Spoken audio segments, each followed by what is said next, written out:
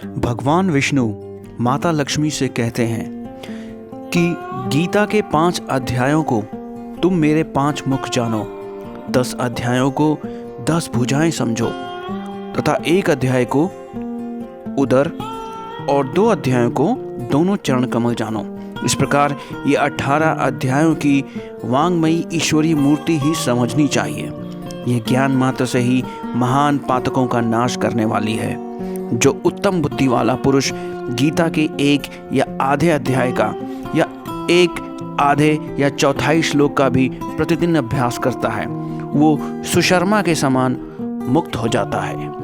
इस पर लक्ष्मी जी ने कहा, यह सुशर्मा कौन है, इसके बारे में बतलाइए। तो भगवान विष्णु बोले, सुशर्मा बहुत ही खोटी बुद्धि का मनुष्य था। पापियों में तो वो सबसे आगे था।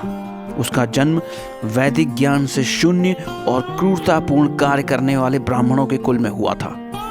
वो न ध्यान करता था, न पूजा, न जप, न पाठ, न हवन, न ही कोई अतिथियों का सत्कार। वो बहुत दुष्ट होने के कारण सदा यहाँ वहाँ विषयों में लीन रहता था। हल जोतता था, पत्ते बेचकर जीविका चलाता था। उसे शराब पीने का बहुत शौक था और मांस भी खाता था। इस प्रकार उसने अपने जीवन का बहुत सा समय बिता दिया।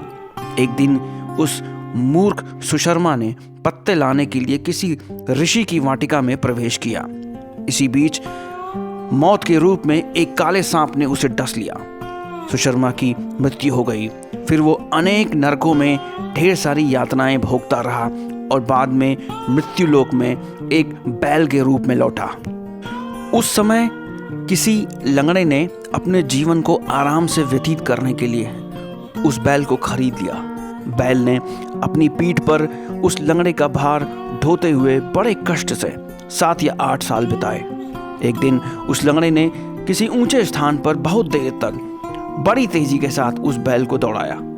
इससे वो बैल बड़े वेग से पृथ्वी पर गिरा और मूर्छित हो गया। उस समय वहां उत्सुकतावश बहुत से लोग इकट्ठा हो गए। उन लोगों में से किसी पुण्य व्यक्ति ने उस बैल का कल्याण करने के लिए उसे अपना पुण्य दान कर दिया। उसके बाद कुछ दूसरे लोग भी अपने अपने पुण्य को याद करके उस बैल को उन्होंने अपना पुण्य दान कर दिया। फिर उस भीड़ में एक वेश्या भी खड़ी थी। उसे अपने पुण्य का पता नहीं था, तो भी उसने लोगों की देखा देखी उस बैल के लिए अपना कुछ पुण्य दान कर दिया उस बैल को। फिर यमराज के दूत उस मरे हुए बैल को पहले यमपुरी ले गए। वहां ये विचार कर कि ये वेश्या के दिए हुए पुण्य से पुण्यवान हो गया है, उसे छोड़ दिया। फिर वो पृथ्वी में आकर एक उत्तम कुल और अच्छे सम्मानित ब्राह्मणों के घर में पैदा हुआ। उस समय भी उसे अपने पहले के जन्म की बातों का पूरा स्मरण था। बहुत दिनों बाद अपने अज्ञान को दूर करने वाले कल्याण तत्व का जिज्ञासु होकर वो उस वेश्या के पास गया जिसके पुण्य से वो बैल से इंसान बना था। उसके दान की बात बतलाते हुए उसने वेश्या से पूछा कि तुमने कौन सा पुण्य दान किया था। वेश्या ने उत्तर दिया, वो जो पिंजरे में बैठा हुआ तोता, वो प्रतिदिन कुछ पढ़ता था और उसको सुनकर मेरा मन पवित्र हो जाता था। उसी का पुण्य मैंने तुम्हारे लिए दान किया। इसके बाद उन दोनों ने तोते से पूछा। तब उस तोते ने अपने पिछले जन्म की बात याद करके अपनी कहानी कहनी शुरू की। वो तोता बोला, पुराने जन्म में मैं विद्वान होकर भी विद्वान होने का घमंड हमेशा मुझे रहता था। मेरा राग द्वेष इतना बढ़ जाता था कि मैं गुणवान विद्वान लोगों के प्रति ईर्ष्या का भाव रखने लगा। फिर समय आया और मेरी मृत्यु हो गई और मैं बहुत सारे घृणित लोकों में भटकता फिरा। उसके बाद वापस इस लोक में आया। सद्गुरु की अत्यंत निंदा करने के कारण तोते के कुल में मेरा जन्म हुआ। पापी होने के कारण छोटी अवस्था में ही मेरे माता पिता मुझसे अलग हो गए। एक दिन मैं गर्मी के मौसम में तपे हुए रास्ते पर पड़ा था।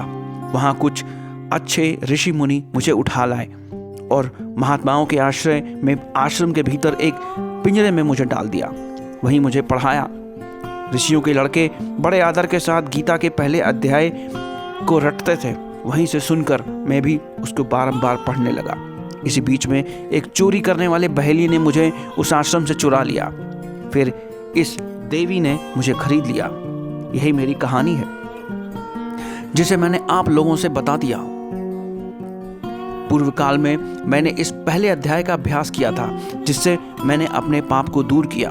फिर उसी से इस वेश्या का भी मन पवित्र हुआ और उसी के पुण्य से ये बैल सुशर्मा भी पाप मुक्त हो गए।